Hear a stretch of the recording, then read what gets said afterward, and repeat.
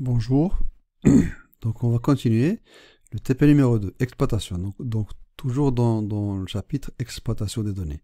Alors on va importer le fichier lui.xlsx. Donc c'est la même chose. On va lancer SPSS et on va lire le fichier lui.xlsx. On va l'importer, d'accord? Donc on va l'importer, fichier, ouvrir, fichier. C'est un import. Donc moi je l'ai mis dans le bureau. dans le bureau. Donc vous l'avez téléchargé à partir du pack que je vous ai mis sur le site. Donc c'est un fichier Excel. Je choisis le type extension Excel et je clique sur OK. Sur puis ouvrir. Voilà. Donc c'est le même fichier. OK. Regardez la fenêtre de résultat. Qu'est-ce qu'il y a? Il y a seulement l'instruction de chargement du fichier. Maintenant, on va suivre ligne par ligne le questionnaire, enfin notre TP. Alors, créer une variable qui contiendra le nombre total par année de jours de pluie. Quelle est la variable qu'on va créer? On va la nommer année NBR. D'accord? Donc, nombre total de jours de pluie. Donc là, qu'est-ce qu'on va faire? On va créer une nouvelle variable. On va calculer au fait une nouvelle variable. D'accord? Donc on va aller sur transformer, calculer la variable. Alors, et vous vous rappelez cette fenêtre pour le calcul des variables. Alors, année NBR, je vais lui donner une étiquette. Donc, pour revenir, j'ai cliqué ici, type étiquette. Je vais donner une étiquette. Nombre de jours de pluie par année. Voilà. Poursuivre. Et quelle est l'expression que je vais...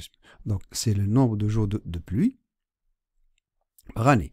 Donc, je vais faire janvier plus février plus mars plus avril plus mai, NBR bien sûr, plus juin plus juillet plus août plus septembre plus octobre plus puis novembre plus décembre. Voilà, c'est bon. D'accord? Donc je vérifie, la formule elle est bonne, le nom de la variable, j'ai mis l'étiquette, c'est de type numérique, ok, c'est bon, c'est bon. Regardez qu'est-ce qu'il m'a écrit dans la fenêtre de résultat. Compute année NBR égale janvier NBR, plus février, plus, et il lui a donné le label nombre de jours de pluie par année. On va voir maintenant notre fichier de données. Qu'est-ce qu'il y a?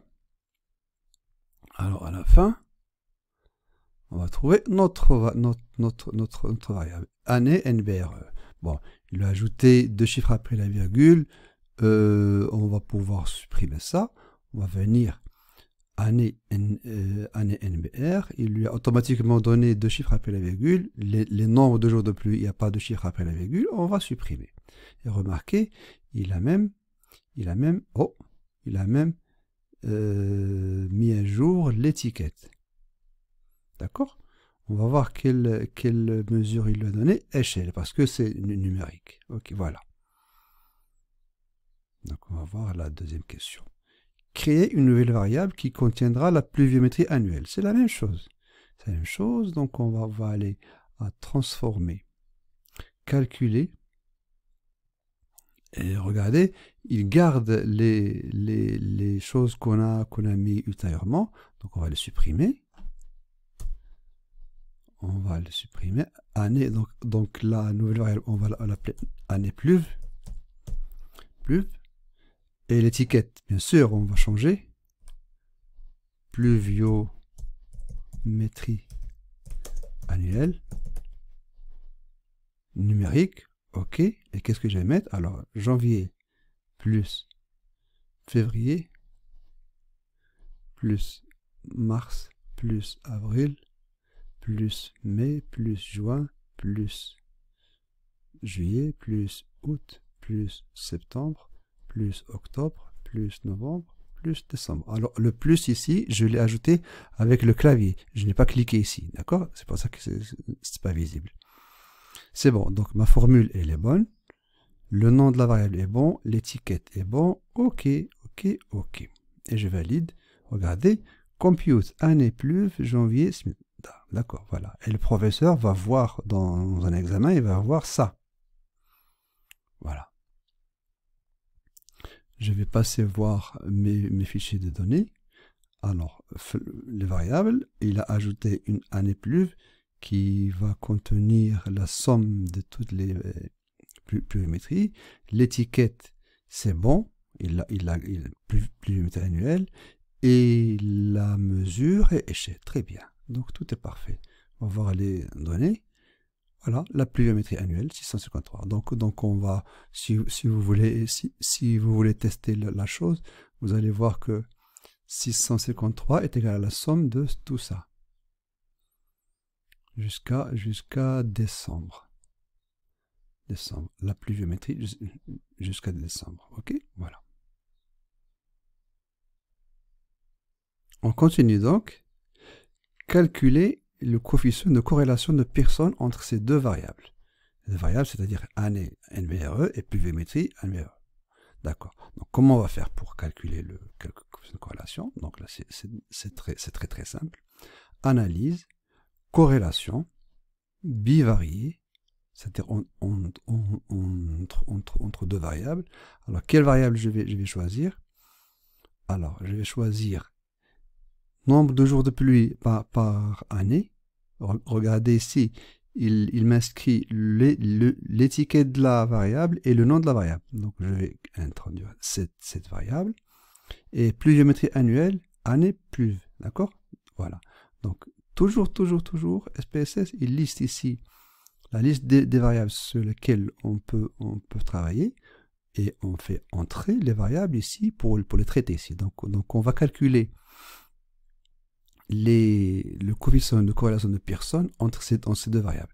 Bon, on peut cocher Pearson, taux B de Kendall, Spearman, etc. Donc nous, ce qui nous intéresse, c'est le coefficient de corrélation de Pearson, R. Ok? Donc option, qu'est-ce qu'il y a comme option? Moyenne, statistique moyenne et écart type, produit des écarts et variance, covariance.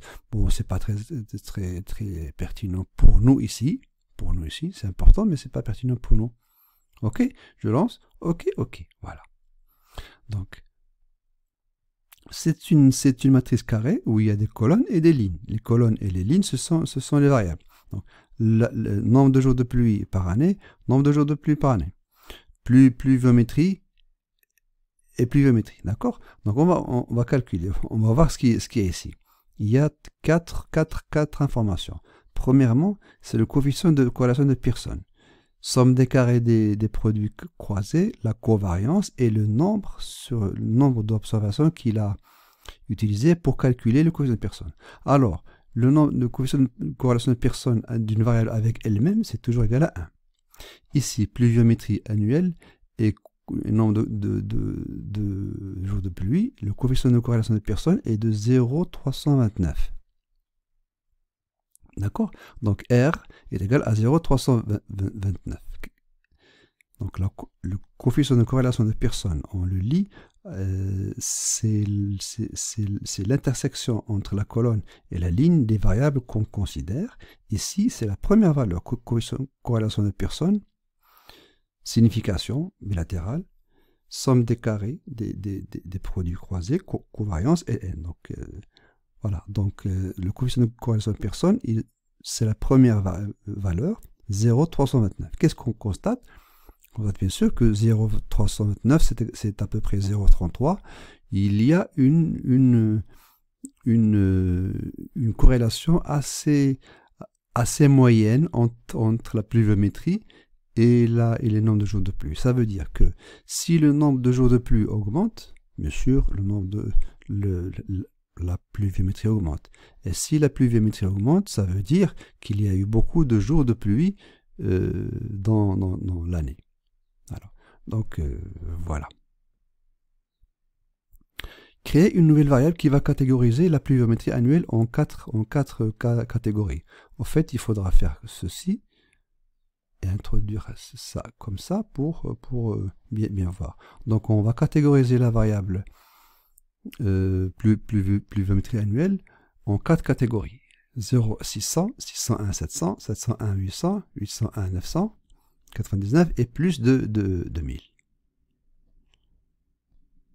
Alors, pour ne pas trop s'attarder sur ça, je vais le faire en offline et puis je vais vous donner le résultat. Donc ici, il faudrait créer une nouvelle variable, enfin catégoriser la variable. Donc qu'est-ce qu'on va faire? On va faire transformer, recoder des variables. Qu'est-ce qu'on va recoder? Quelle variable on va recoder? On a dit quelle variable on va recoder? On va la pluviométrie annuelle, c'est-à-dire année pluve. D'accord. Donc qu'est-ce qu'on va recoder?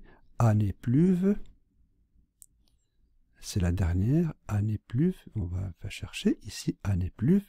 On va la recoder. Alors recoder, ça veut dire ancienne valeur et nouvelle valeur. C'est une nouvelle valeur. Tac. Et je vais essayer. Donc je vais faire ça en offline pour ne pas trop tarder. Donc voilà, j'ai fait ça en offline.